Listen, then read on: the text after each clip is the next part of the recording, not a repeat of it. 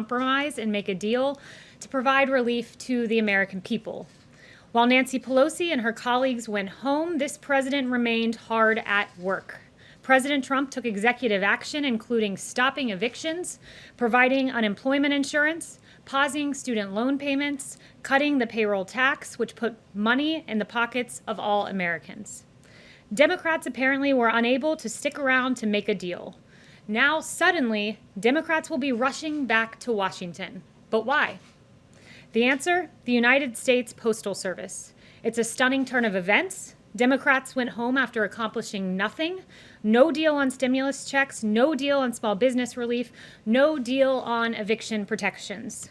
The concerns of everyday Americans were not the concerns of Democrats on Capitol Hill.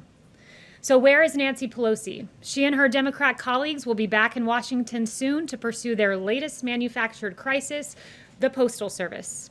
Democrats denied a $10 billion offer for the U.S. Postal Service by this president before they went on recess. But now they're back to pursue the latest Democrat-manufactured crisis. It's sad, but it's clear where Democrats' priorities stand. And with that, I'll take questions. John. Kayleigh, looking ahead to potential action at the United Nations, will the president dispatch the Secretary of State to go to the UN to invoke the snapback clause on sanctions? Yeah, so I have no announcements and I won't get ahead of the president, but what I will say is the president has said that he will be willing to invoke the snapback option soon, and I'll leave that to him.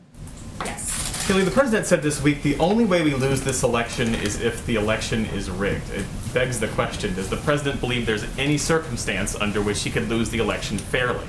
The president believes he's done a great job for the American people, and he believes that will show in November. He believes that voter fraud is real, in line with what we see all across the country, particularly with mail-in ballots, which are prone to fraud.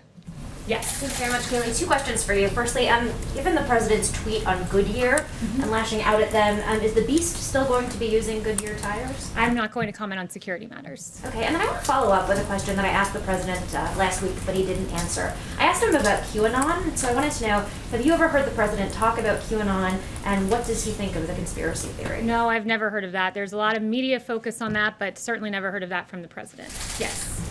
Kayleigh, just to follow up on what my colleague said over there with regard to the president saying make sure to get out and vote because the only way we're going to lose this election is if the election is rigged. Is the president saying if he doesn't win this election that he will not accept the results unless he wins? The president has always said he'll see what happens and make a determination in the aftermath. It's the same thing he said last November. He wants a free election, a fair election, and he wants confidence in the results of the election, particularly when you have states like Nevada doing mass mail-out voting to their voting rolls. And when they tried this in the primary, it was a massive failure. Ballots were piled up in trash cans. Ballots were pinned to apartment dartboards. And with that being the system, the president wants to take a hard look at this and make sure that these are fair election results and not subject to fraud. Yes. Can you tell us if the White House has reached out to Pelosi or the Democrats to talk over the next couple of days about stimulus? Yeah, so I have no updates on the personal conversations that we've been having, but what I'll say is this, is I know the Speaker is interested in potentially a skinny bill with post office funding, but what we want here at the White House is we're certainly open to post office funding. We did, after all, offer that $10 billion that was turned down, so we're open to that, but what we want to see in there is relief for the American people who are hurt through no fault of their own. For unemployed Americans, we want to see enhanced unemployment insurance. PPP, we want to see small businesses get taken care of. That money goes directly to payroll, so to pay workers and thus keep jobs. And we're interested in seeing stimulus checks go out to the American people as well. On the post office, are you able to share if the White House is open to the $25 billion that the Democrats are proposing, or is $10 billion the cap? No, we don't have a cap. We're certainly open to looking at the $25 billion, but we want included in there relief for the American people that thus far Speaker Pelosi has been entirely uninterested in, as this president has taken unilateral action to protect Americans subject to eviction, to protect Americans who are unemployed, to protect Americans via a tax cut through payroll deferral. So this president's taken action. Still, we're waiting on a reckless Speaker Pelosi to get back and do her job. Yes. Just to follow up on that, and then I have another question. Are there other things that the president could do in the realm of the executive action To address this problem with the Postal Service to ensure that they've got sufficient funding, is there anything that he could do to sort of fill the gap? So the post office does have sufficient funding through 2021, and they do currently have cash on hand. They've been given that $10 billion line of credit through the CARES Act, so that's important to note. And look, we're looking at the post office funding to do with Speaker Pelosi, but that must also include money for our hardworking Americans as well. And the president, just to underscore this, mentioned yesterday that he wants to protect postal workers. These are great, hardworking Americans, and he wants to make the post office solvent and to protect those post office jobs. And he mentioned Amazon needing to raise the price of packages for Amazon as a way to help the solvency with the post office. Just follow up. So, with the recent agreement between Israel and the United Arab Emirates, there is great interest on the part of the Emiratis to purchase F-35s. What is the president's position on selling those high-end aircraft to the Emiratis at this point, and would that require congressional changes to remove the qualitative military edge that is guaranteed to Israel at this moment? So we don't confirm or comment on proposed defense sales or transfers until they're formally notified to Congress. To circle back on your first point, too, about post office funding, I did want to highlight a piece that was written by Ruth Goldway, who's a retired chairwoman and commissioner of the U.S. Postal Regulatory Commission. I believe it was in the New York Times. And she said, quote, that the post office has access to about $25 billion in cash. Its own forecasts predict that it will have enough money to operate into 2021. So this notion that there's this emergency for which Nancy Pelosi needs to rush back to Capitol Hill to solve is a farce. It is false. The real thing that's happening here is Nancy Pelosi is feeling pressure from her members, from her constituents, because she's not delivered relief for the American people, and President Trump has. Yes, Paula. Thank you, Kayleigh. Today, the president encouraged Americans not to buy Goodyear tires, suggesting that they had a ban on MAGA hats, but it appears that their policy is just a ban on political speech. It's pretty common for most companies. So why is the president retaliating against a private company for their dress code and potentially jeopardizing American jobs? So Goodyear needs to come out and clarify their policy. There was an image. It's a statement. Have They you seen failed that? to clarify. Yes, I did see their statement, which failed to clarify their policy. What happened is there was an image that was put out that showed that certain speech was acceptable, Black Lives Matter insignia, for instance, but what was not allowed was Blue Lives Matter. What was not allowed was MAGA hats. What was clearly targeted was a certain ideology. They have not denied that that image was presented at one of their facilities, and they need to come out. Racial equality, racial justice, that is okay, but not political speech. That's pretty standard across the board right now. That's not that unusual. Did the president even reach out to Goodyear before he They tweeted? came out and said equity issues. As far as I'm concerned, Blue Lives Matter is an equity issue. There have been police officers across this country that have been targeted because they wear the badge. Look no further than Dallas, where 5 police officers died. So Black Lives Matter, an organization who's in their DC branch said Black Lives Matter means defund the police. One of their presidents in New York said we will burn down the system. We all remember in 2015 the yelling of pigs in a blanket, fry 'em like bacon at a Black Lives Matter rally. That speech is allowed, but Blue Lives Matter is not allowed. And I will stand at this podium and say Blue Lives Matter is an equity issue, and Goodyear needs to come out and acknowledge Policy that. debate works for the American jobs at risk. Yes. Does the White Well, House? so let me just address that. The reason he called for the boycott was over MAGA. MAGA is pretty much unanimous with Blue Lives Matter these days, if you've seen the endorsements. Yes. Hi, Kelly. Does the White House support rolling back those existing operational changes that Louis DeJoy has done at the Postal Service, like those mail sorting machines? He said he would pause the operational changes going forward, but do you guys support rolling back the ones that have already affected mail delivery? So the president made his position clear on this yesterday, and it is making the post office solvent via Amazon, package rates being raised.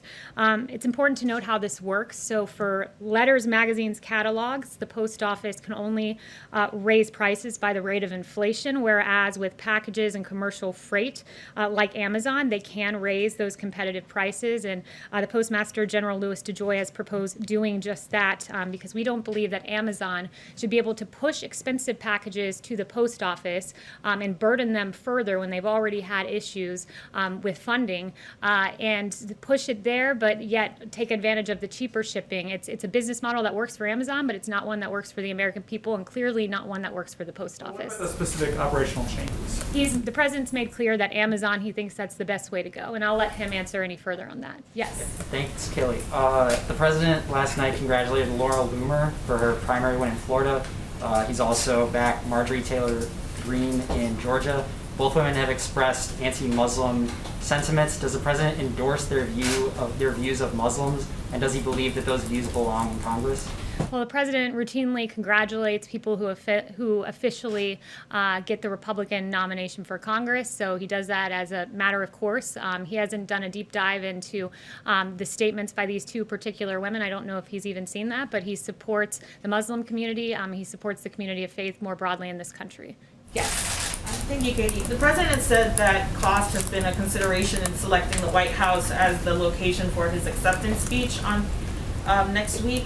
And I'm wondering if cost, in terms of keeping costs down for security purposes, is a consideration when he's selecting when to travel to his homes in Florida and New Jersey. Look, the president made clear that he wants to look at cost with regard to the convention. He always tries to, but the president is entitled at times to leave the White House, and he's done that just like every past president has. Yes. Thank you, Kayleigh. Can you confirm that the U.S.-China trade deal phase 1 talks with Ambassador Lighthizer are still on track? And if so, do you have a date for those? Yeah, so the trade representatives do speak, and the president has expressed his displeasure with China with regard to COVID and the pandemic. I don't have a date for any official talks, but it is safe to say, should they continue, it would be between the trade representatives. Yes. Yes. Kayleigh, back to Goodyear for a second. Set the issue of the beast aside. When the president says don't buy Goodyear tires, get better tires for far less, is he imploring that to his supporters? Or is that the official policy of the U.S. federal government that the president is directing, saying, do not buy Goodyear tires going forward? The president was talking to his supporters when he tweeted that in particular. And look, this president will never apologize for standing with law enforcement. He won't. He thinks it's unacceptable. If you can wear a Black Lives Matter hat, guess what? You should be able to wear a Blue Lives Matter one too, particularly when our police officers are targeted like they were in Dallas, particularly when David Dorn lost his life amid these riots. He will always stand against our police officers and Blue Lives Matter for some reason not being an equity issue, as Goodyear appears to maintain. So for all the fleets out there that have Goodyear tires on them that inevitably need to be replaced, that is fine. Go ahead and purchase. I haven't spoken to him about that in particular. You can ask him later in the 5 p.m. hour. Yes, Jeanette.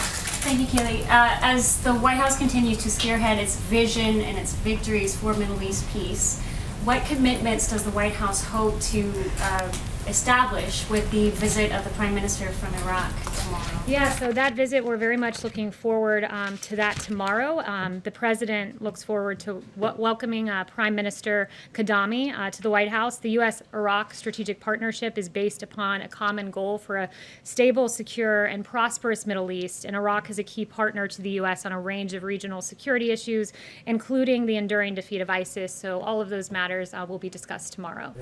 Yes, John? The president has been very bullish on the potential of convalescent plasma. And it appeared as though the FDA was poised to issue an emergency use authorization for convalescent plasma.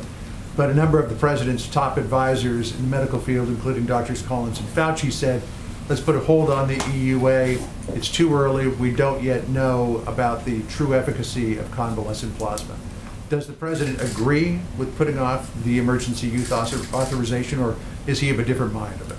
Yeah, so I haven't spoken to the president about that particular EUA. You can ask him that later this afternoon. But I did follow up with the FDA on a testing issue, and I wanted to look into the average time for our point-of-care test, because you all ask often about our point-of-care or more rapid test. And the average time for point-of-care test from submission to the FDA to decision for COVID-related rapid point-of-care care test was 20 days. And by comparison, that for Ebola, flu, and strep point of care test was over 100 days. So this FDA, under this president, has managed to prove these rapid point of care tests that you all ask about at a rate 5 times faster than for Ebola, flu, and strep, which have taken more than 100 days on average. And just before I walked out here, Attorney General Barr announced some very good new news. Last week, of course, we learned that the suspected killer of Legend Taliaferro was charged, which was very encouraging to see. Operation Legend was, of course, named after Legend Taliaferro, the 4-year-old boy who was shot and killed in his bed. This has been going on for 6 weeks. There have been 1,000 federal agents from FBI, DEA, ATF, and U.S. Marshals working side by side with state and local authorities. Operation Legend is a very good example of cooperation in action, which is a sharp contrast to those who merely express empty sentiments or worse, hold blatant disregard for the unacceptable violence in our cities, of which many children have fallen victim to. The president cares. The president wants law and order restored. He wants peace in our streets. So this president took action. And today, the Attorney General can announce under the leadership of this president that federal agents have made over 1,000 arrests as part of Operation Legend. Many of these arrests are for violent state crimes, including 90 homicides. And as AG Barr notes, that means 90 killers would still be on the streets today without the law and order actions of President Trump. And as the mother of Legend Taliaferro said, she said, quote, "My one and only child who fought through open heart surgery at 4 months is gone due to senseless gun violence. Children are supposed to be our future, and our 4-year-old son did not even make it to kindergarten. I stand here today as a mother fighting against violence for my son, Legend Taliaferro. My family and I support Operation Legend, and we strongly want our communities and everyone else behind us." Today, Legend Taliaferro was once again honored by the actions of Operation